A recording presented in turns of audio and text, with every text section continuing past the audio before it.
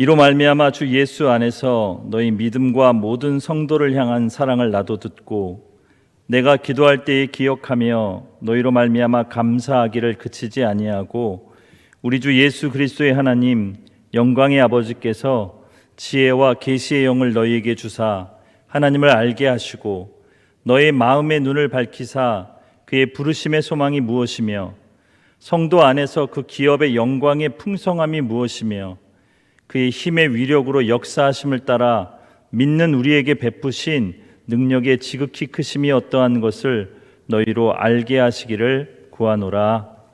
아멘. 하나님께서 우리를 구원하셔서 신자가 되게 하셨습니다. 믿는 자, 그리스도인이 되게 하셨습니다. 근데 그리스도인, 이 신자가 되게 하신 때에는 첫 번째로 제가 지난번에 설교 말씀드릴 때 우리를 선택하셨다고 말씀드렸어요. 선택에는 아무 조건이 필요 없는 무조건적인 선택이 하나님으로부터 우리에게 있었다고 말씀드렸습니다. 성경은 그 기준을 무엇이라고 얘기하냐면 하나님의 기쁘신 뜻이라고 이야기합니다. 하나님이 우리를 선택하시면서 너무도 기뻐하셨습니다. 그렇게 선택된 우리들을 하나님께서 부르셨습니다.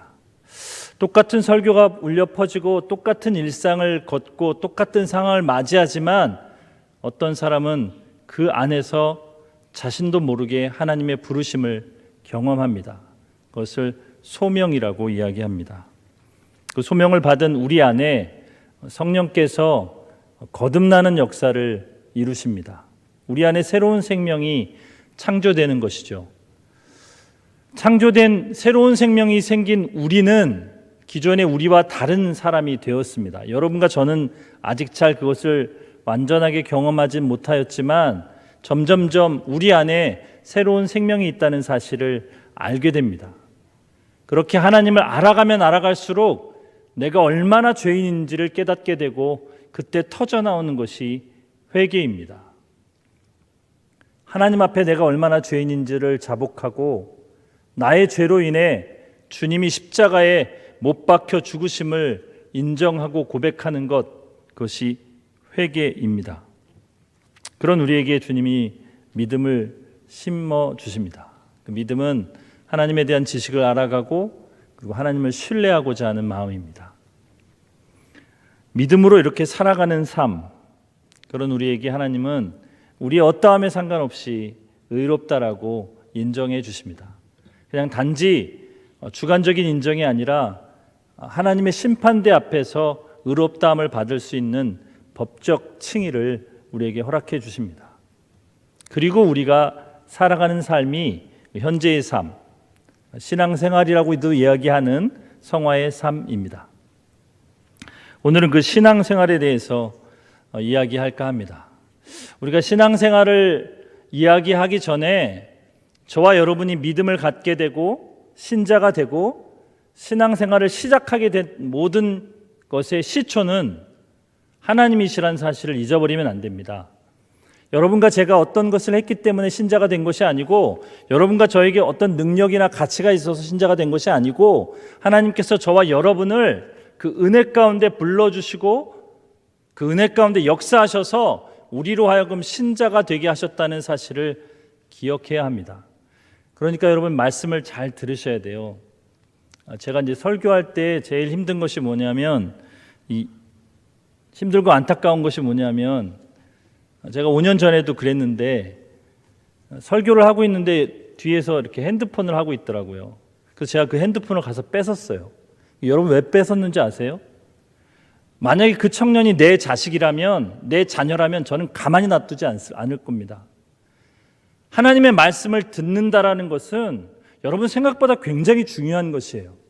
여러분과 저 안에 하나님이 새롭게 창조해내신 살려놓으신 그 생명이 하나님의 말씀을 듣고 성장할 수 있는 그 기회와 계기가 되는 것이 설교 말씀인데 그 시간에 이 귀한 시간을 쪼개서 성전에 나왔는데 딴짓을 하거나 의도적으로 회피한다는 것은 여러분 참 불행한 것이에요. 잘 들으셨으면 좋겠어요. 그래서 우리가 신앙의 시작은 은혜로 시작되었습니다. 이렇게 은혜로 신앙생활이 시작되었는데 성경은 그렇게 신앙생활을 시작한 우리를 어린 아이라고 이야기합니다. 그러니까 출생한 거죠.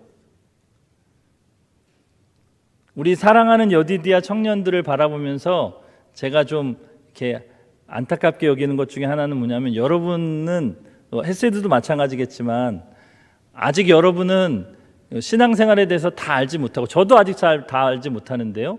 그런데 여러분이 신앙생활을 막 열정적으로 하다 보면 모르는 것이 너무 많아서 안타까움을 느끼는데, 그것은 어린아이가 태어나자마자 걸으려고 하고 뛰려고 하고 고기를 먹으려고 하는 것과 마찬가지입니다. 어린아이가 태어나자마자 그러려고 하면 큰일 나죠. 그죠? 어린아이는 어린아이일 때가 있고, 그 아이가 자라면 이제 서게 되고 걷게 되고 뛰게 되고 나중에 가면 고기도 먹게 되고 자기가 원하는 일을 하게 되고 부모를 떠나 독립하는 일로 성장하는 것 같이, 우리의 믿음의 생활, 신앙생활도 출생이 있었기 때문에 여러분과 저는 성장해 나가야 합니다. 자라나야 해요. 이 자라나는 것이 굉장히 중요합니다. 그냥 교회만 왔다 갔다 한다고 해서 저절로 자라나는 것이 아니기 때문이에요. 하나님이 저희와 여러분을 그렇게 내버려 두시지 않으십니다.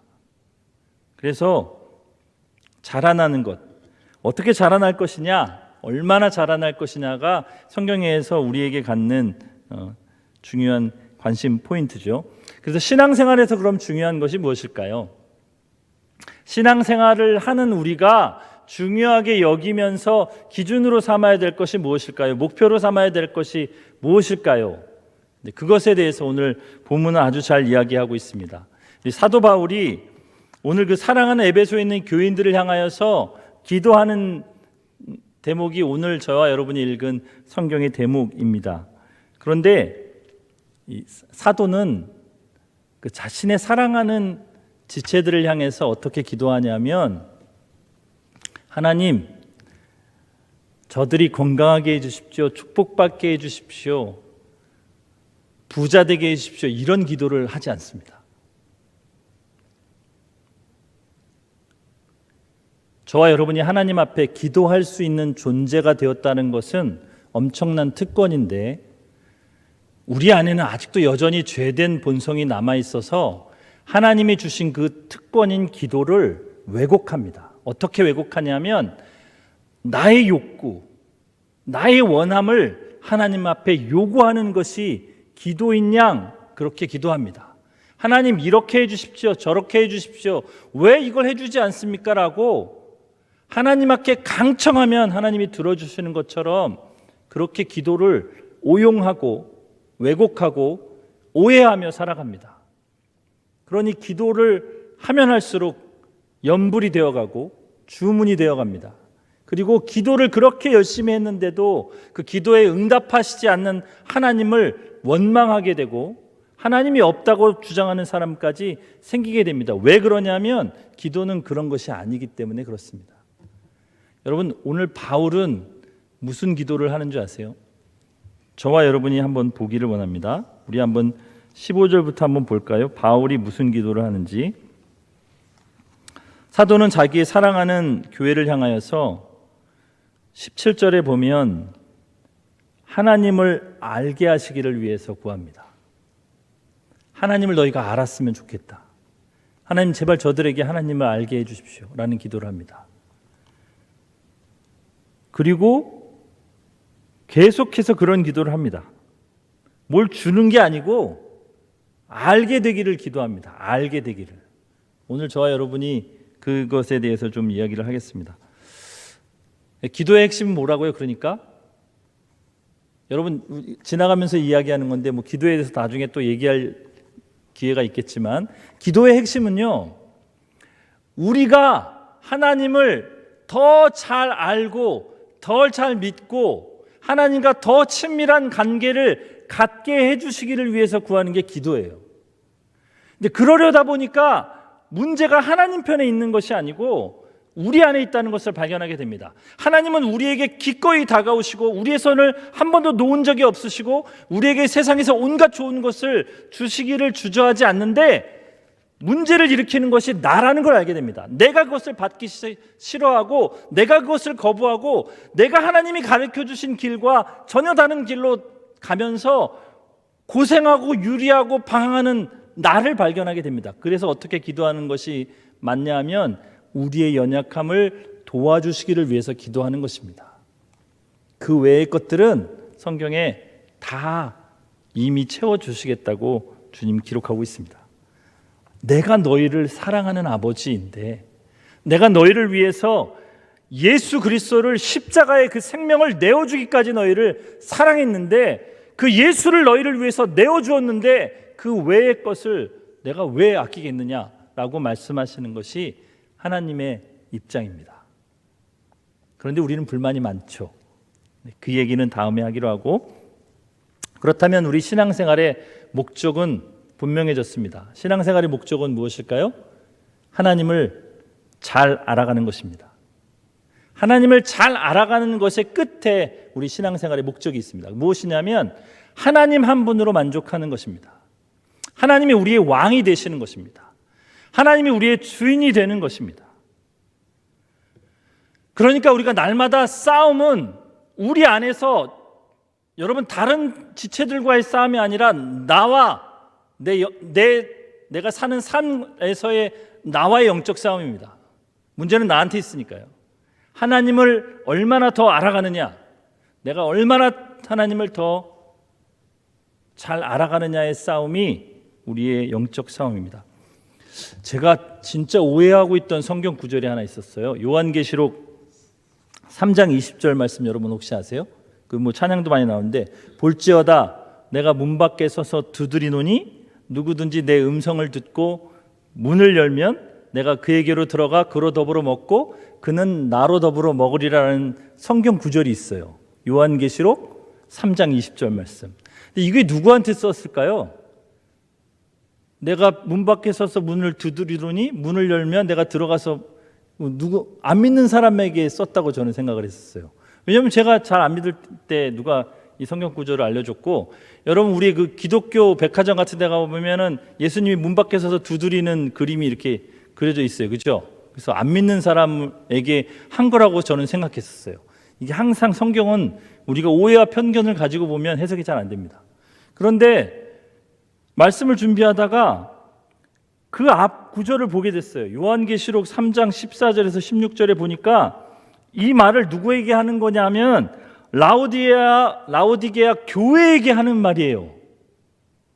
라오디게아에 있는 교인들이, 그들이 신앙생활을 하는데 차지도 않고 뜨겁지도 않고 이게 미지근하대요. 그래서 주님이 너희가 차든지 덥든지 해라, 미지근하니까 내가 내 입에서 토해내리라 라고 하면서 덧붙인 말씀이 이 말씀이에요. 내가 문 밖에 서서 두드리노니.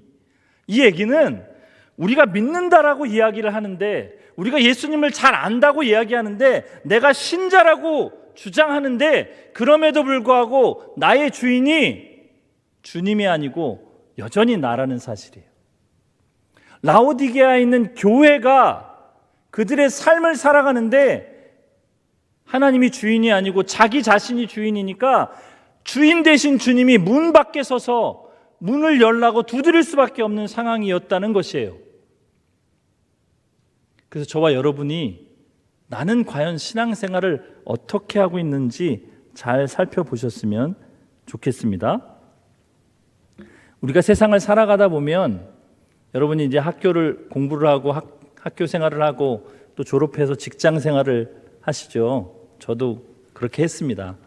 40세까지 그렇게 했는데, 그렇게 하다 보면 세상은 우리의 신앙생활의 목표와는 완전히 다릅니다. 세상의 목표는 뭐냐면 성공입니다. 성공. 세상에서의 성공. 그리고 성공을 위해서는 수많은 인맥이 필요하다고 얘기하고, 또 그 인맥을 가지기 위해서는 그에 합당한 능력, 어떤 친화력, 처세술, 화술, 공감력, 이런 여러 가지 것들을 이야기합니다. 물론 우리에게 다 필요한 것들이 있으면 참 좋은 것들이에요. 그렇죠? 근데 그 궁극적인 목표는 우리 신앙생활의 목표인 하나님이 아니고 나입니다. 나. 세상의 목표는 내가 하나님 되는 것입니다. 여러분, 그것을 어떤 말로 포장했든지 그 내면을 잘 들여다보시면 세상에서의 목표는 오직 하나입니다. 하나님인 그 자리를 내가 차지하는 것, 그것이 세상의 목표입니다. 그러다 보니 우리가 세상을 살아가다 보면 우리에게 요구되는 것은 우리가 가지려고 하는 신앙생활과 정면으로 충돌될 때가 많이 있습니다. 그리고 우리를 위협하죠. 너 만약 하나님이 너의 주인이고 하나님을 따르는 삶, 하나님의 뜻대로 사는 삶을 살면 손해보게 될 거야. 세상 사람들이 너를 깔볼 거야. 비참하게 될 거야. 실패하게 될 거야. 라고 위협합니다. 그리고 실제로 그렇게 건강하게 살아가는 사람들 중에 많은 사람이 실패를 경험합니다. 그리스도인으로 산다는 이유 하나만으로 손해를 경험합니다. 그래서 우리가, 여러분과 제가 전 인생을 걸고 살아가는 동안 우리의 가장 큰 싸움은 하나님, 그 하나님을 내 목표로 삼고 주인으로 삼고 그 뜻과 그 방법을 따라 살아가는 것, 그것이 우리의 삶의 가장 큰 싸움입니다. 여러분과 제가 성공하면 얼마나 많이 성공할 수 있겠어요? 여러분과 제가 얼마나 많이 공부를 하면 더 뛰어날 수 있겠어요? 여러분 그거 아세요? 공부를 많이 하면 할수록 자신이 더 부족하다는 걸 느껴요. 아세요? 음악 하시는 분들, 여기 우리 사랑하는 찬양팀들을 열심히 찬양했는데 제가 기타를 사랑해서 혼자 독학을 했었어요. 그래서 지금도 뭐 수요 찬양 예배 때 이제 기타를 치면 찬양하잖아요. 근데 제가 이제 중간에 기타를 포기했어요. 왠지 아냐면, 왜냐하면 이게 초급 넘어가고 중급이 넘어가면서 기타의 세계를 알게 되니까 이게 내가 넘볼 수 있는 그 세계가 아니더라고요. 그 수련의 강도와 그 훈련의 고됨을 알게 되니까 감히 엄두를 낼 수가 없어요. 그래서 그냥 취미로 남는 게 낫겠다 그래서 이렇게 주저앉았었어요. 예? 올라가면 올라갈수록 부족함을 느껴요. 왜 그런 줄 아세요? 우리 그것을 한번 봅시다. 우리 17절 말씀 한번 읽어봅시다. 17절 말씀 다 같이 시작.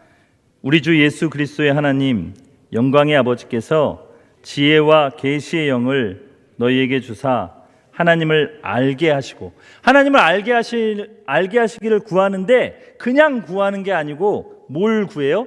지혜와 계시의 영을 우리에게 주시기를 구해요. 여러분에게 사도는 간절하게 기도를 하는데 여러분에게 지혜와 계시의 영을 주시기를 구해요. 지혜와 계시의 영은 성령을 말해요. 성령. 근데 그 성령께서 여러분과 저에게 지혜, 깨닫는 힘, 알아듣는 힘, 이해하는 힘을 주시는 것을 원하는 거예요. 그리고 계시는 뭐냐면 감춰져 있던 것을 열어서 보여주는 게 계시잖아요. 하나님의 말씀에 그 숨겨진 뜻, 하나님의 그 뜻의 의도, 하나님의 목적을 열어서 보여주기를 원하는 거예요. 그 성령 하나님께서 저와 여러분을 도와주시지 않으면 우리는 하나님을 알 수가 없어요. 왜냐하면 여러분과 저는 비록 우리가 태어날 때부터 저도 모태신자인데 태어날 때부터 어머니 뱃속에서부터 교회를 다녔다고 해도 우리 개인적으로 보면 우리는 불신자였다가 어느 순간 하나님을 믿게 돼요. 저도 고등학교 2학년 때 하나님을 믿게 됐어요. 그러니까 불신했다가 어느 순간 하나님을 믿게 되는 신자로 바뀐 거예요. 그러니까 불신했을 때는 하나님을 우리는 몰랐어요. 몰랐다가 하나님을 알게 된 거예요. 그러니까 그 알은 우리 안에서 나온 게 아니에요. 그 알은 외부로부터 우리에게 주어진 거예요. 예? 제가 언제 하나님을 알게 되었냐면 그 고등학교 때 우리 어머니가 계속 저를 새벽기도에 데리고 가셨어요. 새벽기도, 여러분 고등학교 2학년이 새벽기도 겨울방학 때 새벽기도 가려면 얼마나 고통스러운지 4시에 일어나야 돼요. 4시에 일어나서 가면 또 우리 어머니는 기도를 한 2시간 하셔요. 예? 새벽 예배는 30분이면 끝나는데 2시간을 기도하시니까 그 추운 이상하게 그때는 개척교회 조그만 교회들이어가지고 돈을 아낀다고 예배가 끝나면 온풍기를 꺼요. 문제는 심각한 건 그거예요. 온풍기를 끄니까 그 추운데 나는 거기서 2시간을 기다려야 되는 거, 오돌오돌 떨면서. 그게 굉장히 고통스럽어요. 시간이 엄청 안 가요. 그죠? 그렇게 하루 이틀 3일 4일 일주일 2주일 지나가다가 어느 날 이렇게 보는데 참 가관이더라고요. 내가 정말 평상시에 괜찮다고 생각했던 집사님이 울면서 죄를 고백하는데 가만히 들어보니까 참 몹쓸 사람이에요. 엄청나게 죄를 많이 졌어요. 저쪽 장로님도 그래요. 저분도 굉장히 근엄하시고 아주 그냥 젠틀하신 분인데 이렇게 들어보니까 엉엉 울면서 기도를 하는데 저 사람도 진짜 뭐 저렇게 삶을 살면서 죄를 하나님 앞에, 그리고 뭐에 신앙생활을 해? 막 속으로 막 이런 막 우구고 올라오는데 이 사람들 다 정말 죄덩어리들만 앉아있네 막 이러고서 있는데 어느 날 갑자기 제 안에 너도 한번 기도해 볼래? 저 사람들은 저렇게 기도하는데 너는 뭐하고 있니? 이런 마음이 제 안에 갑자기 들었어요. 예? 제가 그러려고 그런 게 아니고 나는 그날도 오돌오돌 떨고 있는데 그래서 기도를 했어요. 기도를 했는데 5분도 지나지 않아서 그 체험은 지금도 아직 한 번도 다시 해본 적이 없는데, 제가 살아온 그 10몇 년의 삶, 그 짧은 삶이 이렇게 쑥 지나가면서 내가 얼마나 하나님 앞에 죄인인지가 깨달아지는 거예요, 여러분. 하나님이 나를 위해 예수님이 십자가에 죽으신 게 얼마나 큰 사랑인지가 갑자기 그날 깨달아졌어요.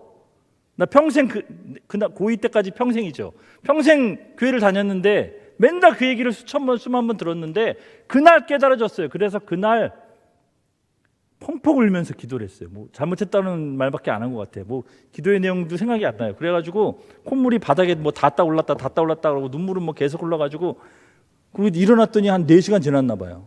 다 갔어. 우리 어머니도 날 버리고 갔더라고. 난 매일 기다렸는데. 그래서 지금도 그 얘기해요. 제가 날 버리고 어떻게 가실 수 있냐고 그렇게 울고 있는데 자식이 그리고 나서 그때부터 주님을 믿기 시작한 거예요. 여러분에게는 그런 극적인 체험이 없을 수도 있어요. 왜냐하면 사람마다 다 다르니까요. 하나님의 부르심은. 그러나 여러분의 안에서 하나님을 아는 것이 나오지 않았다는 사실을 여러분 기억하셔야 돼요. 어떤 사람은 이렇게 얘기하더라고요. 바울이 오늘 성경을 기록한 사람이 바울이잖아요. 바울이 예수님을 믿게 된 것은 사람들과 함께 다메섹으로 가다가 갑자기 큰 빛이 나타나가지고 모든 사람을 압도할 만한 큰 빛과 하늘에서 나는 내가 핍박하는 예수다 막 이렇게 하면서 음성이 들려가지고 바울이 믿게 됐잖아요. 그죠? 그러니까 어떤 사람이 뭐라 그러냐면 나도 그런 음성이 들리고 그런 체험을 하면 예수 믿는다라고 주장하는 사람들이 있어요. 여러분 주변에 이제 보실 거예요. 사랑하는 친구나 가족들. 그리고 그럼 예수 믿으면 잘 살아야지, 성공해야지, 복 받아야지, 그런 걸 내가 보여주면 믿겠다라고 주장하는 사람들이 있을 거예요. 기적이나 성공이나 복 받는 것을 보면 예수를 믿겠다라고 주장하는 사람들을 만나거든 여러분은 이렇게 생각하시면 돼요. 이 사람은 영적인 사람이 아니구나. 그 안에 예수 그리스도의 생명이 없구나 라고 아시면 돼요. 왜냐하면 우리 안에 새로운 생명이 생겨난 변화된 사람은 기적을 만나면 하나님이 하셨구나라고 감동해요. 그런데 예수가 없는 세상 사람들은 기적을 만나면 우연이구나 이렇게 얘기해요. 예수를 만난 변화된 사람은 기적이 없는 평범한 반복되는 일상을 살아가면서 종종 하나님을 발견해요. 근데 예수가 없는 세상에 사는 사람들은 기적이 없는 일상의 삶을 살아가면 봐라 하나님이 없지 이렇게 이야기해요. 기적이 많고 결과가 좋고 나쁨을 떠나서 하나님이 우리를 부르시고 알려주시지 않으면 우리는 결코 하나님을 알 수 없는 존재라는 사실을 기억하셔야 돼요. 그런데 저와 여러분이 만약 그 하나님과의 관계를 멀리하게 되면 방황이 시작되는 거예요. 여러분 방황 해보셨죠? 아니 할 사람도 있고 해보신 사람도 있을 거예요. 하나님과의 관계를 여러분이 만약에 하나님이 정말 안 계신다라고 생각하면서 이렇게 멀리하게 되면 여러분 방황하게 돼요. 그러다가 진짜 하나님과의 관계가 끊어지게 되면 여러분 인생이 험해질 거예요. 저는 그 경험을 다 해봤어요. 세상 사람들이 그래서 가장 많이 느끼는 것이 그들의 지위와 부와 학력과 삶의 어떤 것과 상관없이 허무와 절망과 방황을 많이 느끼는 것이에요.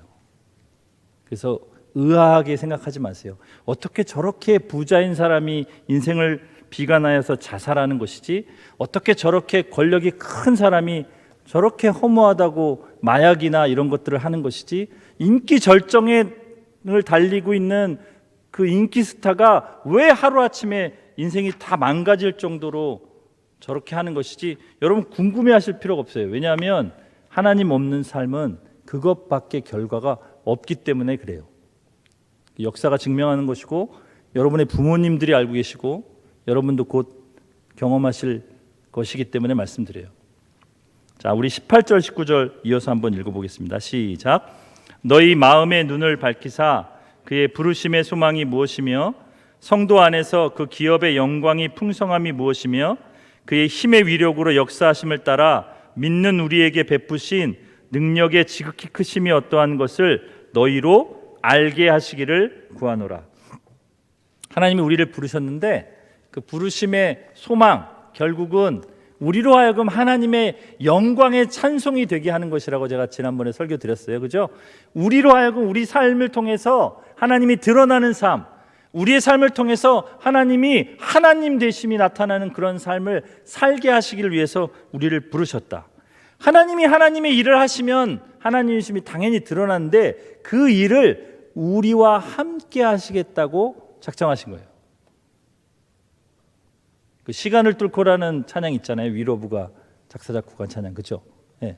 거기에 보면은 우리 없는 세상을 하나님이 원치 않아서 우리와 함께 삶을 살기 위해서 우리 시간을 뚫고 우리에게 오셨다라는 시적 가사가 있는데 그분이 친구가 있는지 선배가 있는지 모르니까 그분이 아마 이런 묵상을 통해서 그 찬양을 작사 작곡했지 않았는가 그런 생각이 들어요.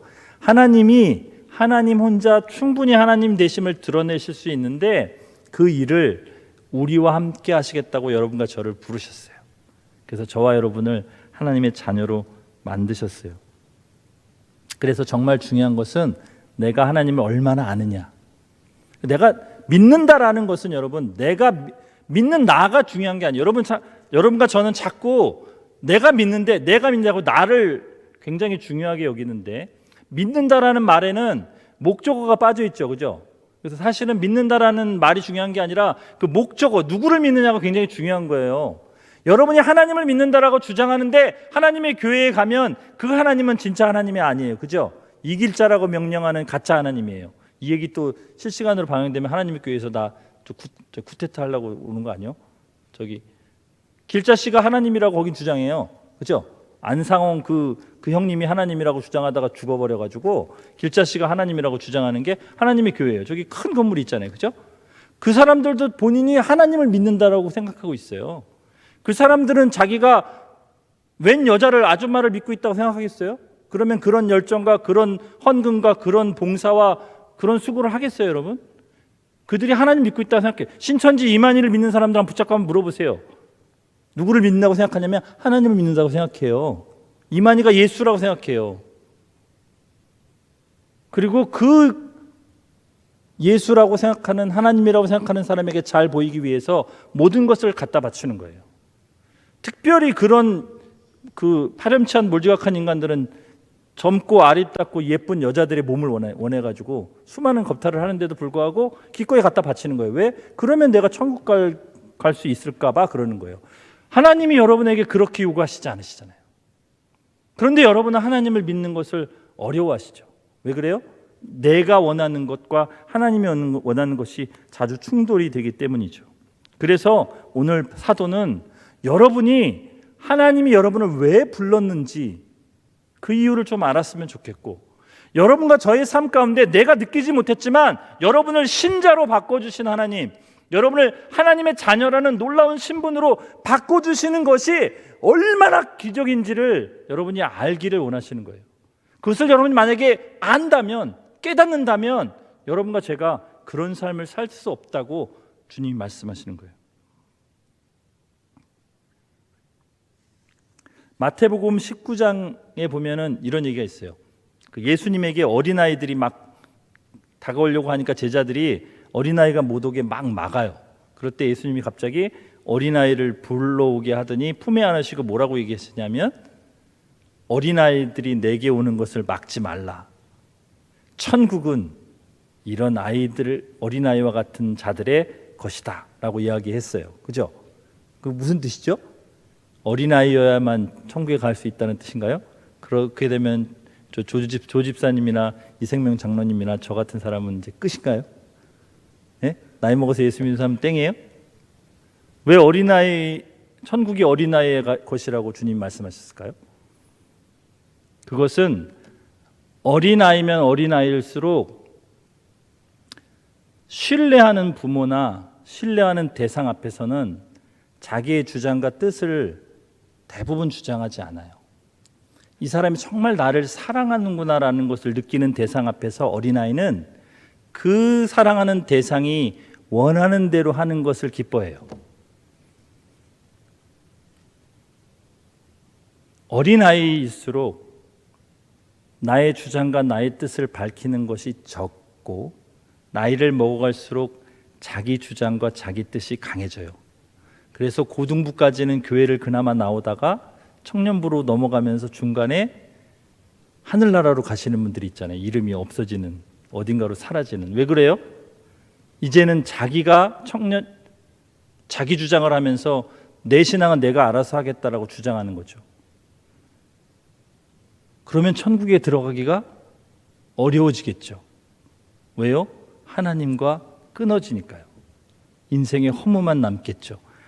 그런데도 불구하고 하나님이 붙잡고 계시다면 그 청년은 돌고 돌아서 하나님께 오겠죠. 그러면 여러분과 제가 잘 아는 그 눈물의 찬양들을 고백하게 되는 거죠.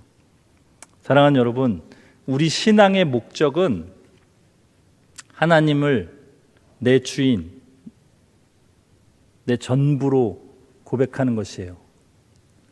그래서 내가 정말 가난하게 되었을 때에도 하나님이면 충분합니다 이야기할 수 있어야 되고, 내가 비참한 상황 가운데 고난을 당하더라도 욥처럼 아무 까닭 없는 환난을 당할 때라도 주님이면 만족합니다라는 고백이 터져 나오는 것이 우리 신앙생활의 목적이에요. 근데 우리는 아직 그 수준에 올라가지 못했어요. 저도 아직 그 수준은 아니에요.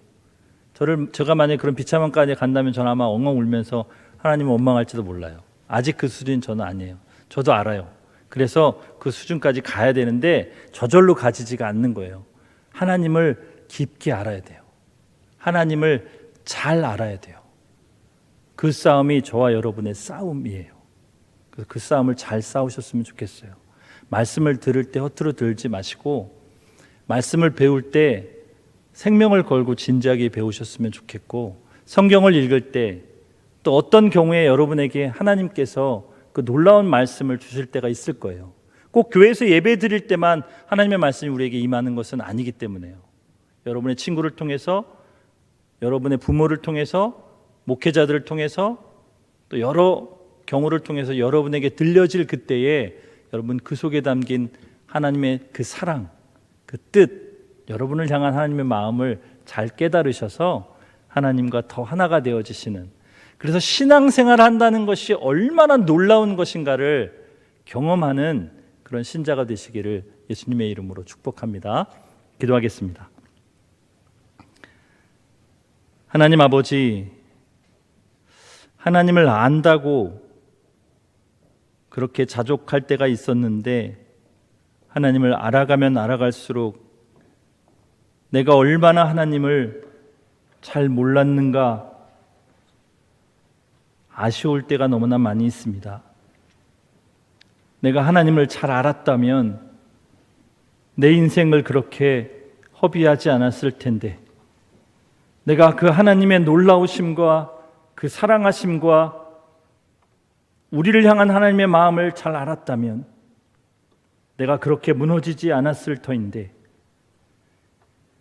하나님이 그 놀라운 능력으로 나의 삶을 잡고 계심을 내가 알았다면 두려워서 도전조차 하지 않는 그런 일은 없었을 텐데, 혹여나 우리는 그런 후회들이 우리 삶에 있다면 하나님 지금부터 그렇게 살아가도록 도와주십시오. 이 사랑하는 청년들이 오늘 사도의 기도처럼 하나님을 더 잘 알아갈 수 있도록 주님 도와주십시오.